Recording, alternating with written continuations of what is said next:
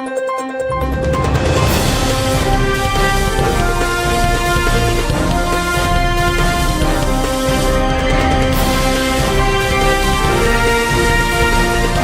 नगरी 24 तास न्यूज, रोखोक बातम्या आणि बरच काही. सांगोला शहर आणि तालुक्यात पावसानं ओढ दिल्यानं सध्या खरीपाच्या पेरण्या लांबणीवर चालल्यात. भूजल पातळी खालावल्यानं तीव्र पाणी टंचाई जाणवू लागली आहे. त्यातच वीज वितरण कंपनीनं तालुक्यात शेतकरी आणि पशुपालकांना भारनियमनाचा धक्का दिल्यानं सोमवार दिनांक 15 जून रोजी माजी आमदार दीपक आबा साळुंखे पाटील चांगलेच आक्रमक झाले.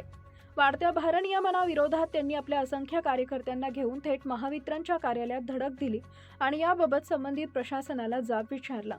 भारनियमनाच्या वेळेत बदल न केल्यास आणि वीज वितरण कंपनीच्या या अन्य तक्रारींबाबत प्रशासनानं वेळेत दुरुस्ती केली नाही तर यापुढील काळात वीज वितरण कंपनीच्या कार्यालयांना टाळे ठोकून पुढे रस्ता रोकोसारखे तीव्र आंदोलन छेडण्यात येईल असा इशारा यावेळी माजी आमदार दीपक आबा साळुंखे पाटील यांनी दिला. यावेळी सभापती पूनम इंगवले, तहसीलदार बाळूताई भागवत, वीज वितरण कंपनीचे अधिकारी, पदाधिकारी, आजी माजी लोकप्रतिनिधी आणि असंख्य कार्यकर्ते उपस्थित होते. जून महिना अर्ध्यावर आला तरी सांगोला तालुक्यात अद्याप पावसानं हजेरी लावली नसल्यानं खरीपाच्या पेरण्या खोळंबल्यात. पावसाने ओढ दिल्यानं जमिनीतील पाण्याची पातळी खालावली आहे.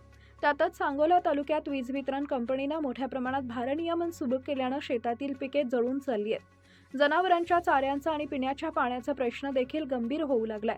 जनावरांचे दूध काढण्यासाठी असणाऱ्या मशीन चालण्यासाठी ऐन धारा काढण्याच्या वेळीच वीज नसल्यानं पशुपालक शेतकरी प्रचंड मेटाकुटीला आलाय. याबाबत नुकतीच माजी आमदार दीपक आबा साळुंखे पाटील यांनी आपल्या संपर्क कार्यालयात एक आढावा बैठक घेतली. या बैठकीत ठरल्याप्रमाणे सोमवार दिनांक 15 जून रोजी त्यांनी आपल्या मागण्यांचं निवेदन तहसीलदार बाळूताई भागवत आणि सांगोला येथील वीज वितरण कंपनीने उपअभियंता बनसोडे यांना दिला आहे. सांगोला तालुक्यातील वीज वितरण कंपनीचे सर्व शाखा अभियंते तसेच लाईनमन आणि वायरमन यांच्याबद्दलही यावेळी नागरिकांनी अनेक तक्रारी मांडल्या. वीज वितरण कंपनीच्या सर्व अधिकारी आणि कर्मचाऱ्यांनी आपल्या कार्यालयीन वेळेत आपल्या कार्यालयात उपस्थित राहावे आणि सामान्य शेतकऱ्यांनी केलेल्या फोनला प्रतिसाद द्यावा अशा सूचना देण्यात आल्या आहेत.